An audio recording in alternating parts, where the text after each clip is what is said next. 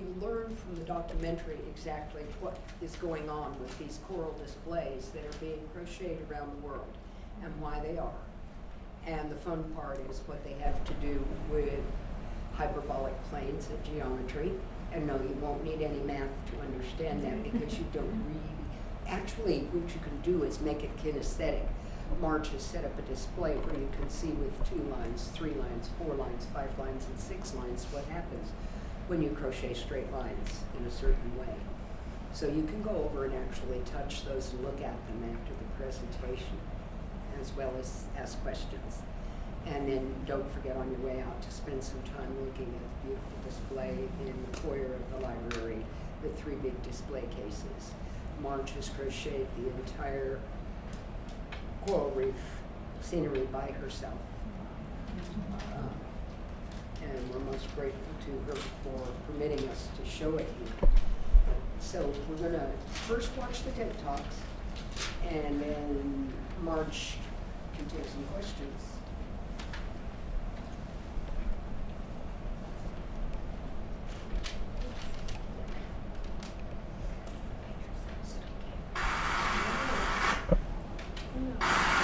I'm here today, as June said, to talk about a project that my twin sister and I have been doing for the past 3.5 years.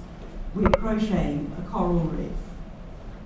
And it's a project that we've actually been now joined by hundreds of people around the world who are doing it with us, and indeed thousands of people have actually been involved in this project in many of its different aspects. It's a project that now reaches across 3 continents, and its roots go into the fields of mathematics, marine biology, feminine handicraft, and environmental activism. That's true.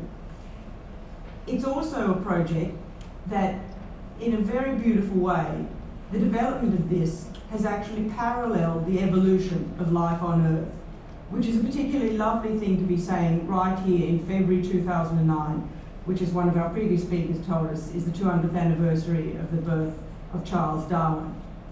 All of this I'm going to get to in the next 18 minutes, I hope, but let me first begin by showing you some pictures of what this thing looks like. Just to give you an idea of scale, that installation there is about 6 feet across, and the tallest models are about 2 or 3 feet high. This is some more images of it. That one on the right is about 5 feet high. The work involves hundreds of different crochet models, and indeed there are now thousands and thousands of models that people have contributed all over the world as part of this. The totality of this project involves tens of thousands of hours of human labour, 99% of it done by women. On the right-hand side, that bit there is part of an installation that is about 12 feet long. My sister and I started this project in 2005 because in that year, at least in the science press, there was a lot of talk about global warming and the effect that global warming was having on coral reefs.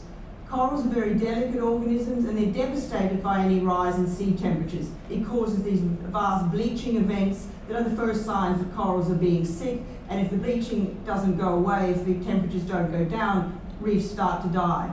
There's a great deal of this has been happening in the Great Barrier Reef, particularly in coral reefs all over the world. This is our invocation in crochet of a bleached reef.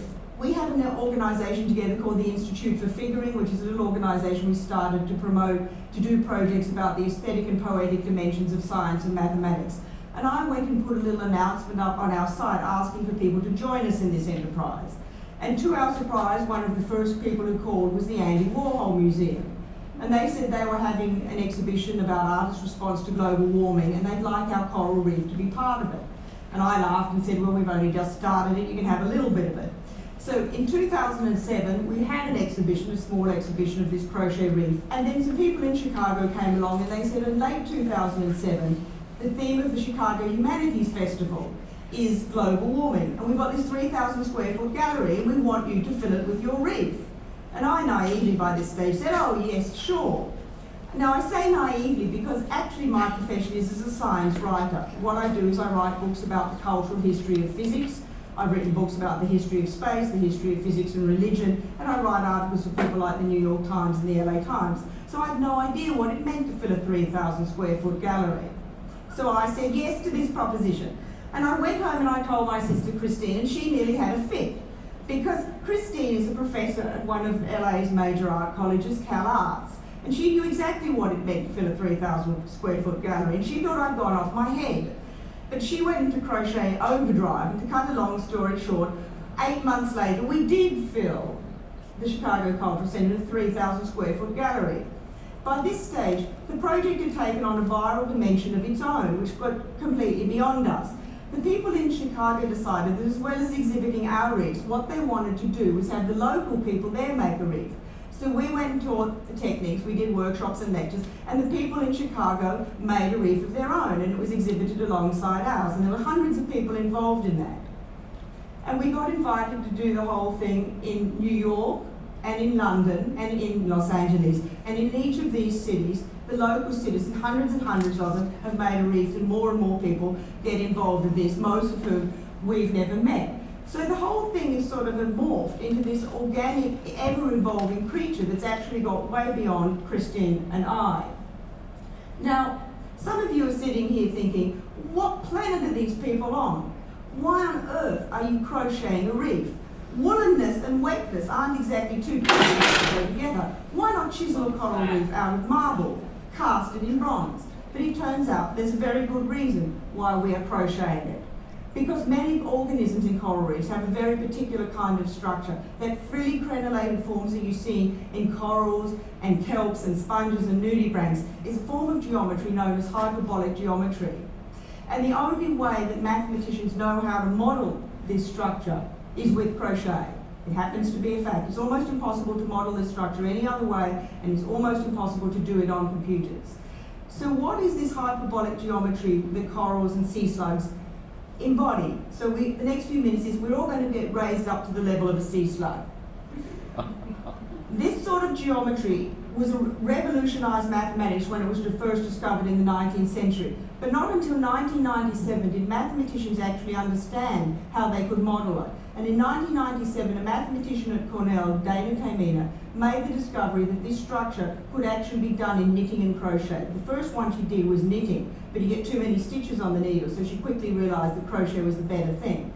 But what she was doing was actually making a model of a mathematical structure that many mathematicians had thought it was actually impossible to model. And indeed, they thought that anything like this structure was impossible per se. Some of the best mathematicians spent hundreds of years trying to prove that this structure was impossible.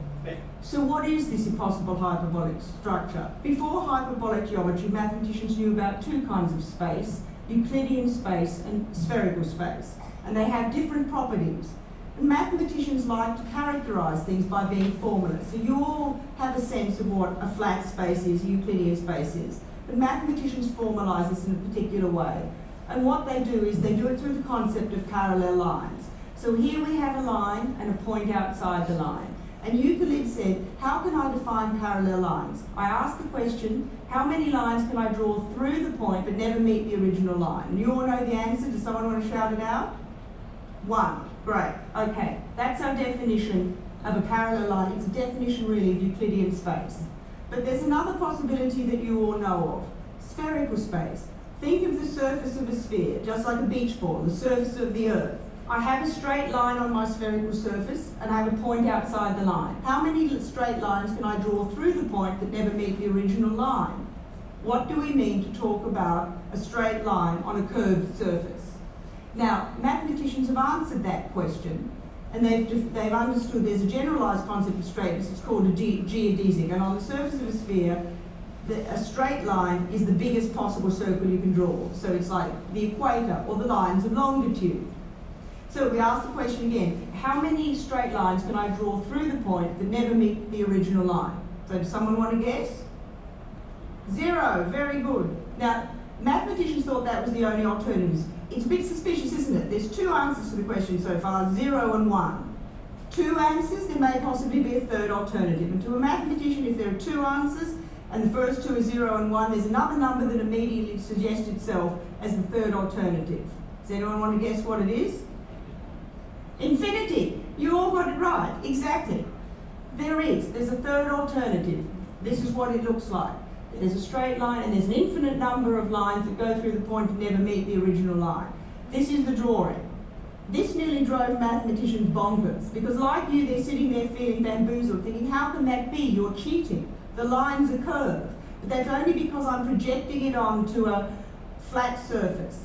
And mathematicians for several hundred years had to really struggle with this. How could they see this? What did it mean to actually have a physical model that looked like this? And it's a bit like this. Imagine that we'd only ever encountered Euclidean space, and then our mathematicians come along and say, there's this thing called a sphere, and the lines come together at the North and South Pole, but you don't know what a sphere looks like. And someone then comes along and says, look, here's a ball. And you go, I can see it, I can feel it, I can touch it, I can play with it. And that's exactly what happened when Dana Kamina in 1997 showed that you could crochet models in hyperbolic space. Here is this diagram in crochetness. And I've stitched Euclid's parallel postulate onto the surface, and the lines looked curved. But look, I can prove to you that they're straight, because I can take any one of these lines and I can fold along it, and it's a straight line. So here in wool, through a domestic feminine art, is the proof that the most famous postulate in mathematics is wrong.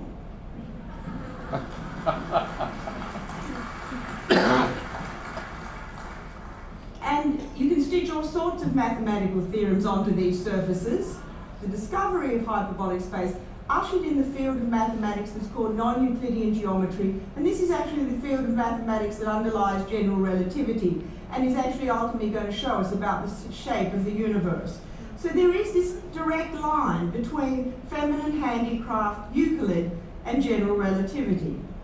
Now, I said that mathematicians thought this was impossible.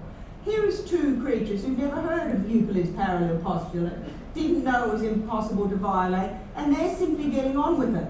They've been doing it for hundreds of millions of years.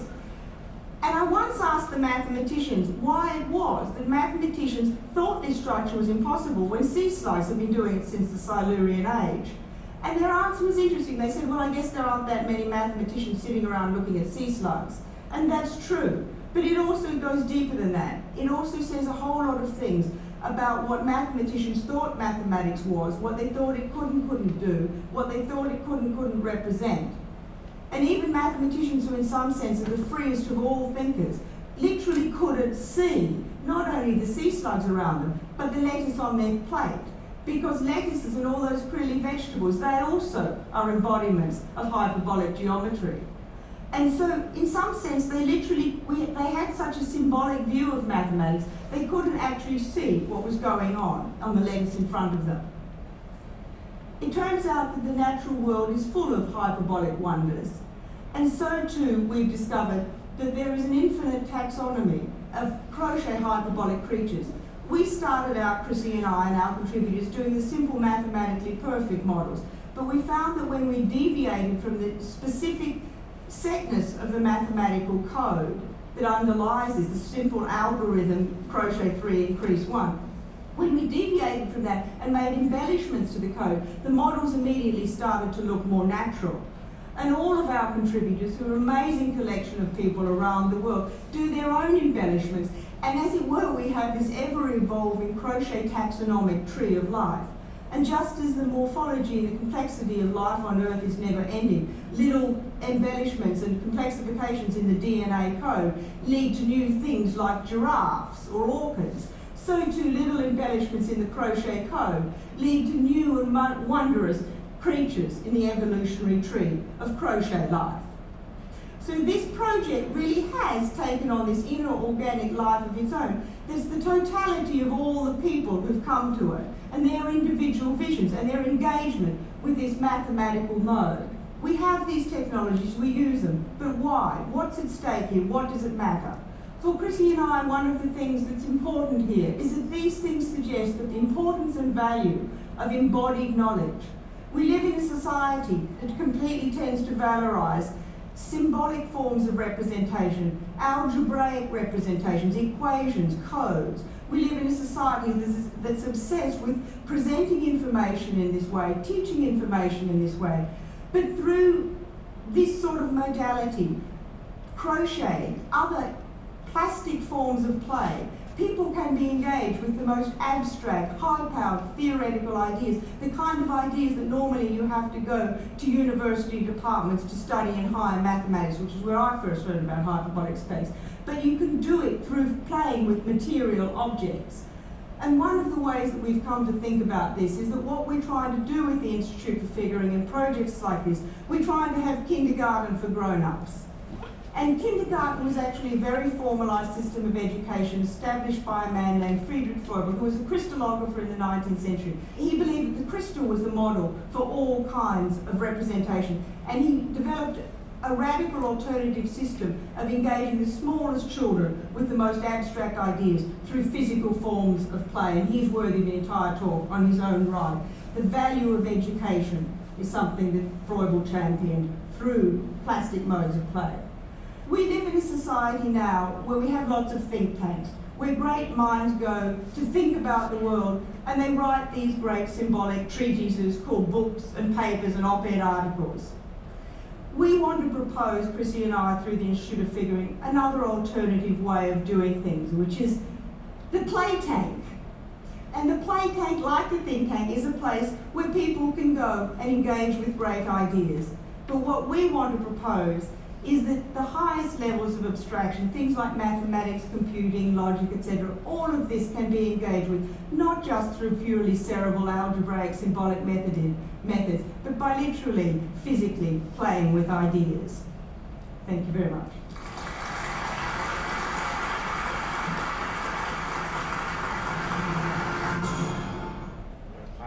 Okay, now, there is a very short section, follow-up later.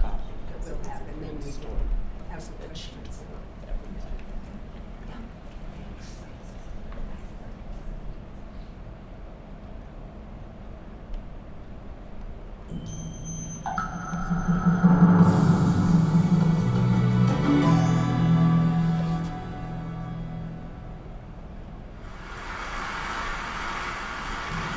I want to start my story in Germany in 1877, the mathematician named George Cantor. And Cantor decided he was going to take a line and erase the middle third of the line, and then take those two.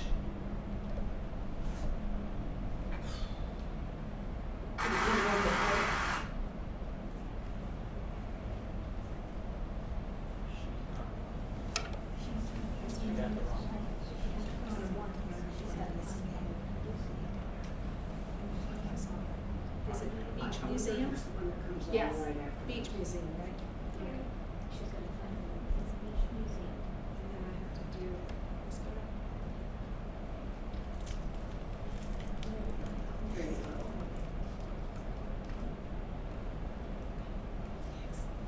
Okay. You too, it was not your fault. For the last 8 years, my sister Christine and I, have been crocheting a coral reef, and we now, in fact, it's now become one of the biggest science and art projects on the world. In fact, one of the biggest participatory art projects in the world. We've got thousands of people all over the place, from London and Sydney to Cape Town, and Riga and Latvia have been doing crochet corals too. And it's a lovely project because it emerges from my sister Christine's realization that if you deviated from the pure mathematically perfect hyperbolic structure, which is what Dr. Taymina had worked out how to do, and this one, for instance, is a mathematically pure one, if you deviate and start making the code a bit wonky, they immediately look more natural. And that's because nature doesn't feel compelled to be mathematically perfect. There's lots of things in nature that are spherical light, but there's no such thing as a pure sphere in nature. You know, eggs and sea urchins are a spheroid, they're not perfect. And so too, there's no such thing as perfect hyperbolic structure in nature. Nature loves deviation, mutation. Materials have qualities that introduce their own kinds of aberrancies into the mathematical ideal. So once we started playing around with deviating the code, we began to have these things that really began to look like real coral structures. And we had a bunch of them sitting on our coffee table at the end of 2005, and we thought, oh, they look like a coral reef. And Chrissy uttered the mythical phrase, we could crochet a coral reef. And so we started to do that. And we invited people through our website, the Institute for Figuring. We invited other people to join us in this quixotic project, which was sort of at the intersection of mathematics, handicraft, and environmentalism. Because the reason we wanted to do this project was that it was becoming clear at that point the coral reefs all over the world were being wiped out. Apart from things like pollution and overfishing and over-tourism, there was this other factor that was really devastating reefs, and it was global warming. And it began to be clear in about 2005, 2006, that if global warming wasn't halted, that coral reefs could die out. And so we thought that we would do a project that would be a collective communal project in which people would make their own individual coral structures, and we put them all together and make a beautiful sort of simulation of a coral reef. And we grew up in the state of Queensland in Australia, where the Great Barrier Reef is, and we joked to ourselves that if the Great Barrier Reef ever died out, there'd be something to remember it by. And the appalling thing is that 8 years later, scientists are actually starting to talk about the possibility that the Great Barrier Reef might die out, which is just really, really shocking. The problems of CO2, which lead to both global warming and ocean acidification, which is actually particularly damaging to reef organisms, are so bad that it's entirely possible the corals will no longer be able to build their bony structures by perhaps as early as 2030. So our project is meant to be a kind of elegant, community-based homage to the living wonder of reefs.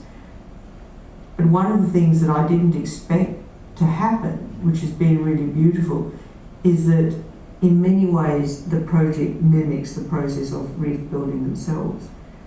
You know, coral organisms are amazing creatures. A head of coral is made up of thousands of individual coral polyps, each one, which is, it's like a kind of miniature simple jellyfish. They're usually only about that big. And each one has no power on its own, but when hundreds or hundreds of thousands of them come together, they actually begin to collectively form a primitive digestive system, a primitive vascular system, a primitive respiratory system. And so they become, as it were, a collective organism with much more structure, and they feed each other and they breathe together as an organism. And millions of them, or billions of them, is what forms the beauty of the barrier reef. And we've come to realise that this is a metaphor, that our reef is a metaphor for that no individual human being could build the crochet coral reef. It's just too much crochet. But hundreds, and we've now got over 7,000 people around the world, have collectively built these massive installations involving tens of thousands of pieces that do evoke the wonder and the beauty of living reefs. They're really powerful pieces because you're immediately aware that you're in the presence of work of many, many hundreds, if not thousands of people. And so the Reef Project has paralleled the objects, the living reefs that it's mimicking. And I think it's become a metaphor for the problem we face, and that is that as individuals, we cannot, as any one of us, solve the problem of global warming. But actually, if we act collectively, we can. And I like to think that the moral of this project is we are all corals now. We can, if we think of ourselves like corals, as collective organisms working together, I believe we can solve the problems of global warming and ocean acidification. But that, to a certain degree, means we have to, as it were, like the corals, give up our individual egos and say, what can we do together? How can we all work together?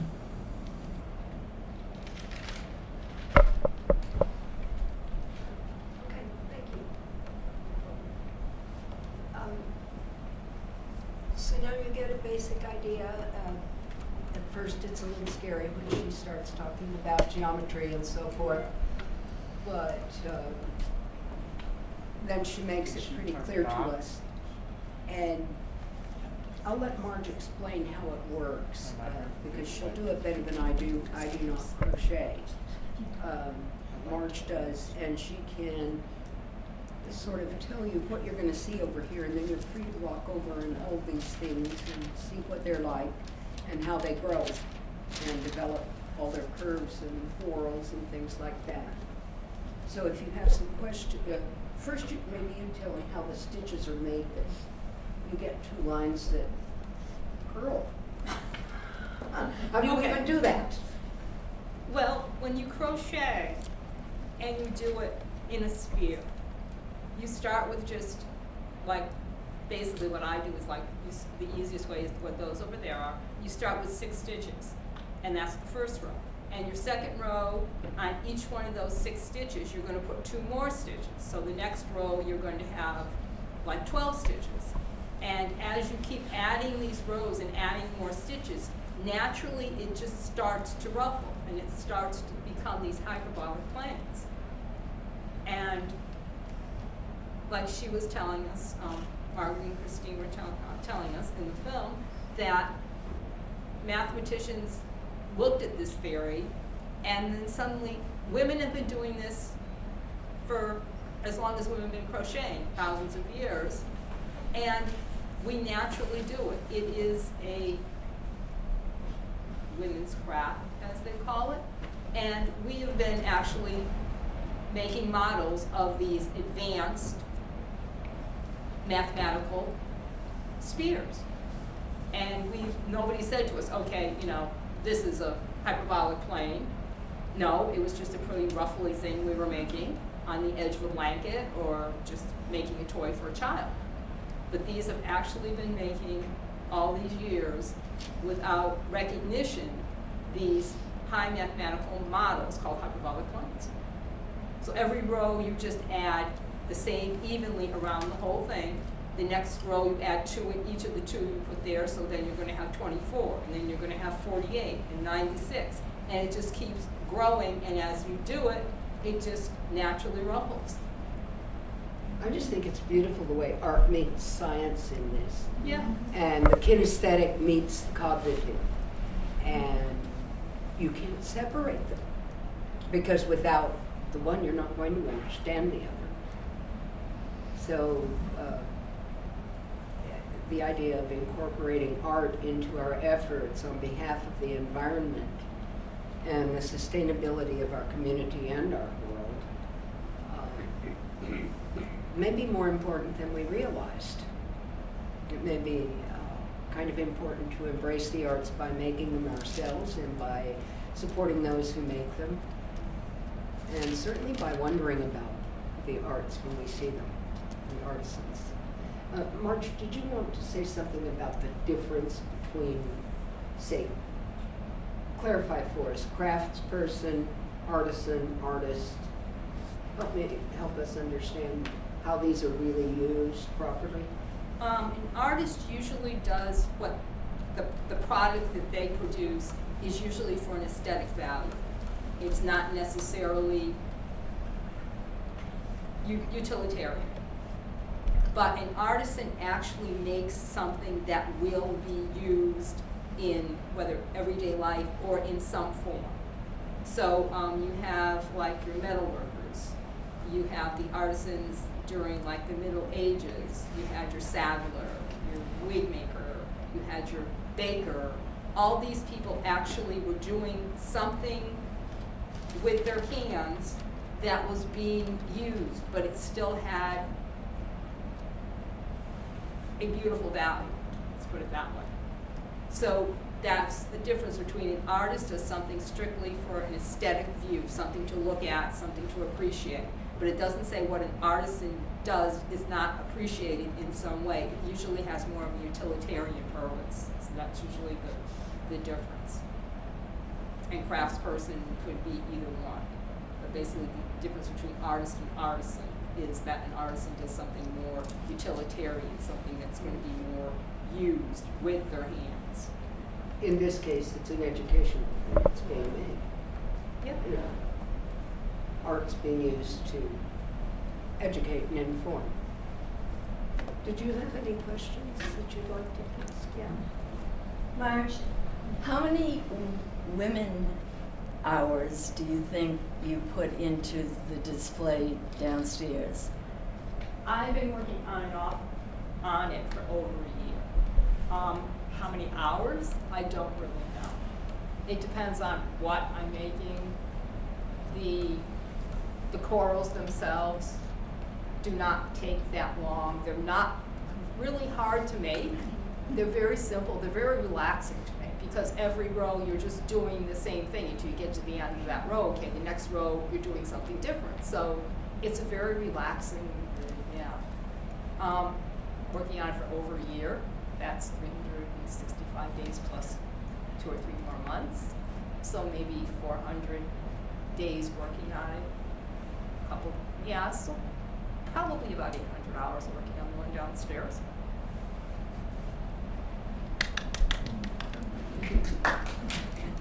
I'm with that, as long as you're the one doing it. Now, in your example, you said you'd like start with a row of 6, and then you double each. Did I understand in the talks you're saying you can do 3 for 1? You or can 4 do, for yeah, 1? you vary it and you get a different model. So it'll bunch quicker if you have It'll more? bunch quicker the more you use it. It'll bunch quicker. You can do it on a long string instead of in a circle. In a circle, you usually get more of a coral-looking spear thing. You do it in a line, you get more of a seaweed type of thing, or around the edge of, let's just say, nudibranches, sea slugs. Yeah. How they have the ruffly on the outside. Well, they don't ruffle in the middle, so just like the outside of them ruffles, and you can do that. You can see on the display downstairs how like the sea slugs, they're ruffly on the outside, and the seaweed is just long and ruffly, where the others are round and ruffly. So it depends on if you put like, you can increase it like every other stitch, and you get a looser thing, or you can put like 5 or 6 in every stitch, and it very quickly tightens up. So yeah, you can just, that's what she's saying, varying it like nature varies. Nature, every single one isn't the same. They're all different. Some are more ruffly than others. So yeah, that's how you would do it, just varying what you increase. One row you can maybe increase 2 on every stitch. The next row maybe you'll do 3, and then maybe you'll go back to doing 2. So you get a different structure every time. Just to follow, can you alternate? Can you do like 3 on the first stitch, 2 on the second stitch, 3 on the first? Yeah, you could do it. Yeah, it's just I didn't know how going to be more complicated that would be, or, Yeah, or yeah. how weird it would look. No, it's just going to be different. That's what just, you can vary it anyway, as long as you're consistent on it, because otherwise you don't get that nice ruffling effect if you're not consistent. If you do like a few ruffles and then you don't ruffle at all, it gets, and then when you get around to the next row, if you're not doing it, it doesn't come out the same way. I'm thinking of my grandmother's doilies, which were perfectly flat in the center, about that big around. That's what she was doing. And then the outside, there was this ruffle going around it. And that ruffle never went away, even when the doily was washed. It never went away. That ruffle was always there. And I was curious about it. I did not ask her because, well, I was a teenager. We didn't ask our grandmothers anything. So we already knew everything. So I didn't know until now how she pulled that off, actually. I mean, she was back before hyperbolic planes Yeah. started coming But doing the same recognized thing. by mathematicians. She's been doing it for years. I'm sure this was pretty close to 100 years ago when she first started doing this. Probably. So, yeah. Is Rosie Greer involved in the project? Rosie Greer? I do not know. Does he crochet? Yeah, I don't know if he has done any more. I don't know. We have one crocheter here in Norwood who is male that I know of, who has come to sustainability once or twice to pitch in to the work parties, but has not done any coral reef. We don't get many men interested in the needle crafts. I'm not sure why. Because if all women went on strike, men would not be able to dress themselves. Their buttons would pop off, they'd be dead in the water. Yeah. Hi.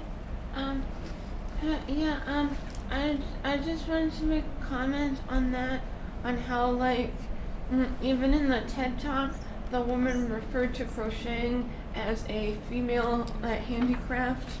And like I feel like there's kind of like a stigma that there are certain things that are just for women and certain things that are just for men, and you know, that's really not a thing.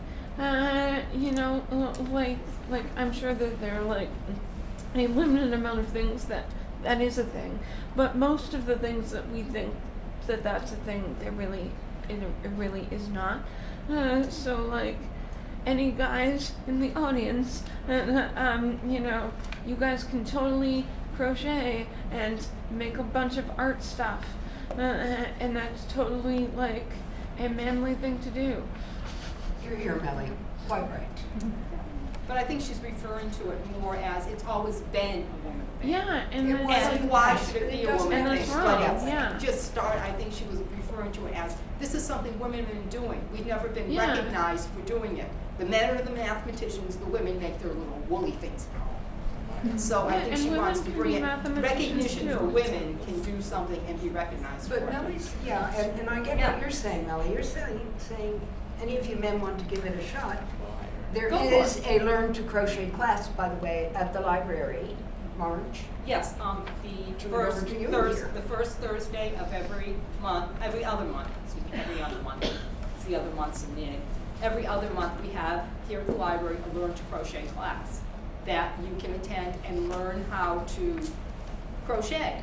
And these are just very basic stitches that go into these corals. So you could probably be making corals, you know, as long as you learn the few basic stitches. You can be turning out your own corals and having your own little coral reef at home, showing it to your friends and sharing it with your friends. We could raise a ruckus in Norwood by putting little coral reefs everywhere. Couldn't we?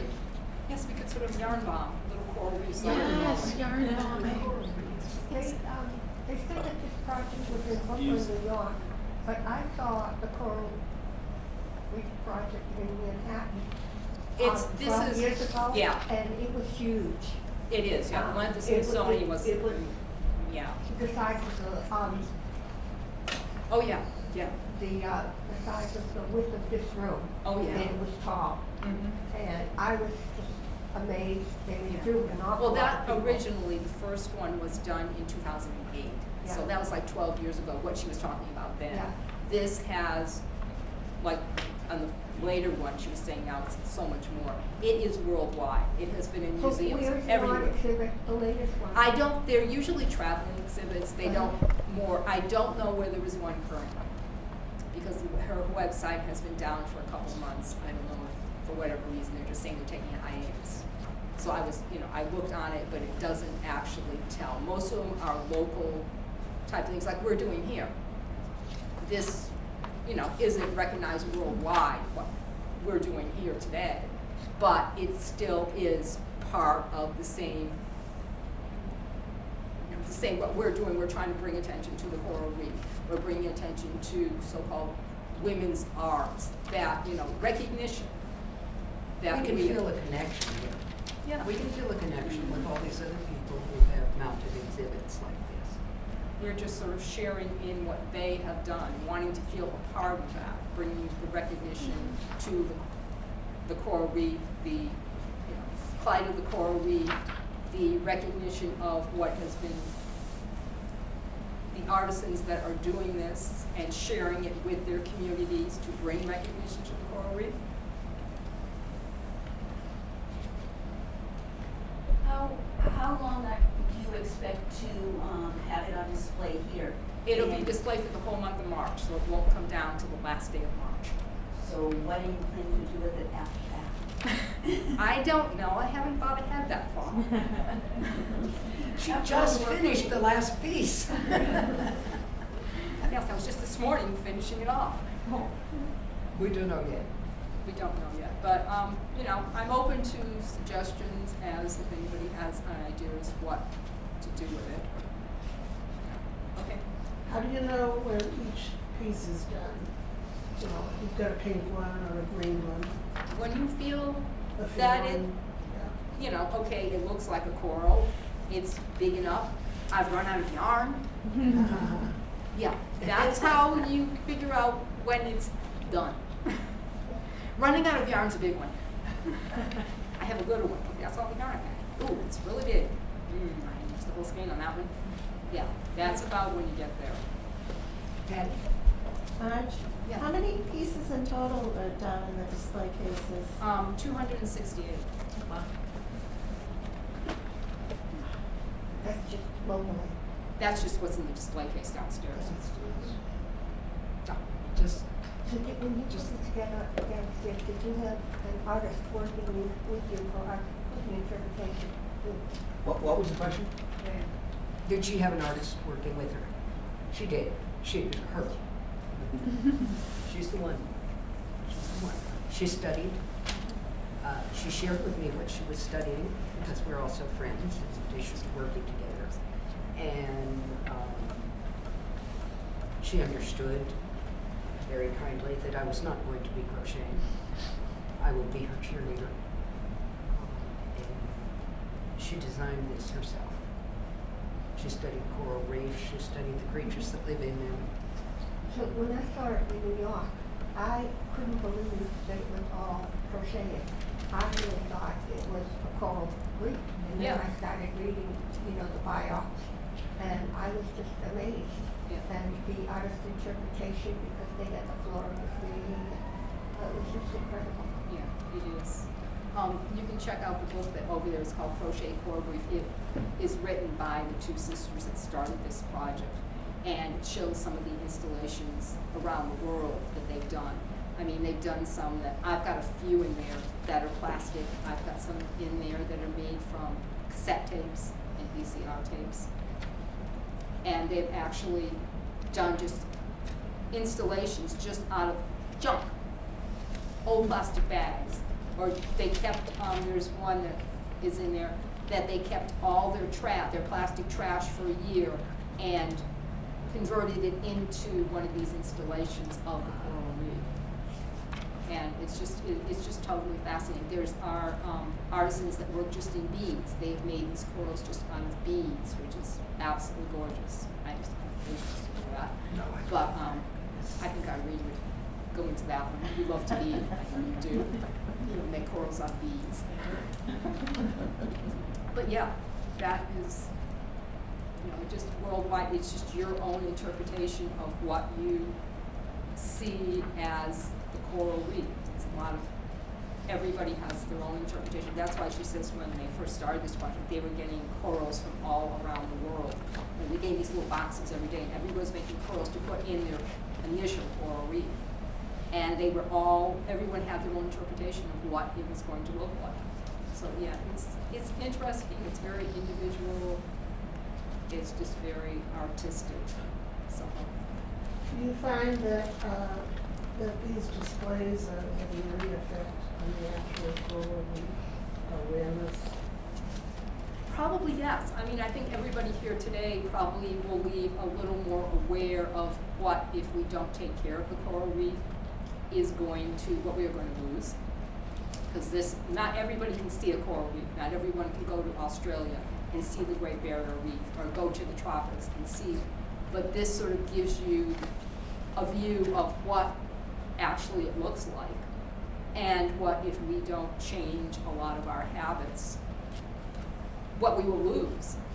And this is just something very beautiful that we're going to lose if we don't change how we live. So I think it probably does, on a very small scale, raise awareness as to what is going on. And we look to the ripple effect. Each of you is expected to share with your friends and relatives what you've learned. Yes, Melanie. Like, as far as, like, the coral reef goes, like, what is, like, in your opinion, one of the most important things that we could do to, reduce our impact on the, negative things that are happening to it? Cut down on our carbon use, cut down on our recycle more, don't dump in the oceans our trash. things like that. I mean, just good ecology, good practices. So, become more aware of what we're doing and what we can ruin by bad habits. Yeah, that 2030 is scary. Yeah, I That's don't know. not that Yeah. far away. No, it's James away. Irene, are your pieces downstairs, is each individual choral, are they attached together? Or No. do you make just individual things? that kind of- Individual and just put them together, yeah. And that's true of the The big choral. choral reefs that they did? Yeah, yeah, yeah. They were just all, and they, you know, they had probably better forms than I did. And they weren't trying to squeeze them into a little display case that were real interesting at times. And they, you know, had been doing it for several, you know, like about 12, 14 years. They've been doing it, so they have a little bit better idea of like, how am I going to get it to do this? The mechanics of it got a little interesting at times yesterday. But yeah. So if I'm understanding correctly, that installation is like a one-off, like when you put it back together next time, it's not gonna look the same? It'll never look the same, probably, no. Yeah, It probably it's won't not look the strung same in together two and- weeks if I have to open the doors and play with it anymore. Oh. Yeah, Wow. it's sort of just That's neat. yeah, it's She moved a turtle today. Oh. well, it got up and moved in the night. It was in the wrong place. It had to be moved. That could happen again. Well, would you like an opportunity to go? Just one more comment. One of the other things we can do is we can come to the next sustainability series program, which is on what, March 19th, is it? I On- believe it. on- No. Yes, March 9th. Climate change. No. No? March 9th is the community garden meeting. I think it's the 17th. I'll 17th, forget whatever. the exact date. Yes, you're right. That is on climate change crisis. And it's being presented by Ian Cook of the Neponset River Watershed Yes, the Association. That's going to be a very important event. So it is the 19th. Yeah, Thank it's you. the The 19th. Nellie had the thing. And that will be at 6:30 right here in the library. And Ian is a gifted speaker, and he knows his science, so I'm prepared to learn a lot from him.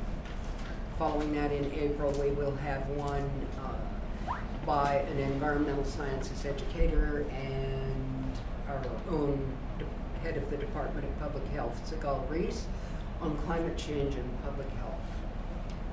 And then we'll cap off this semester in May by having the Sustainability Commission in Norwood make a presentation about their plans and what they're going to be doing regarding environment and social sustainability in Norwood as well, like back in Mummy. So we're kind of hitting the workhorses this semester. And you're welcome to all of them, they are all free.